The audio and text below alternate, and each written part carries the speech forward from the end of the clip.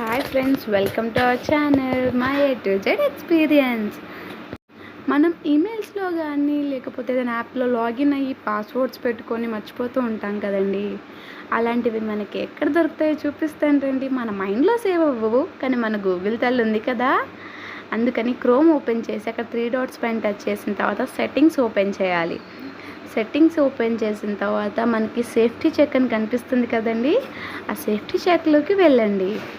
Safety check open చేసిన తర్వాత పాస్వర్డ్స్లోకి వెళ్ళండి.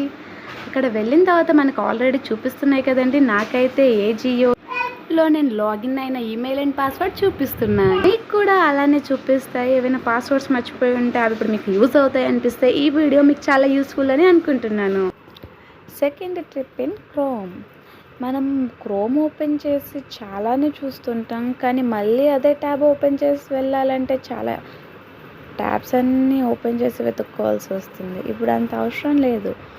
పైన ఒక్క స్లైడ్ చేస్తే చాలు. మనం ఏ ట్యాబ్స్ ఓపెన్ చేసామో ఒక్కొక్క స్లైడ్కి ఒక్కొక్క ట్యాబ్ చూసుకుంటూ వెళ్ళొచ్చు.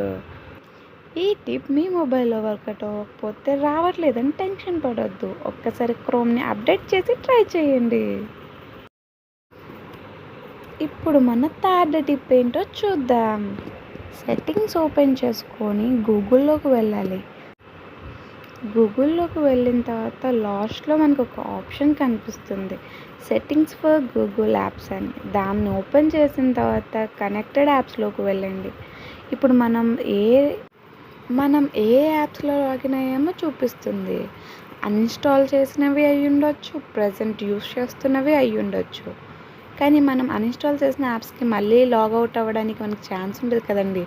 అందుకని దీనిలోకి వచ్చి మనం లాగౌట్ అవ్వచ్చు. మన డేటా అనేది వాళ్ళ దగ్గర ఏది ఉండదు. ఈ టిప్ కనుక మీకు నచ్చినట్టయితే లైక్ చేయండి, షేర్ చేయండి, సబ్స్క్రైబ్ చేయండి.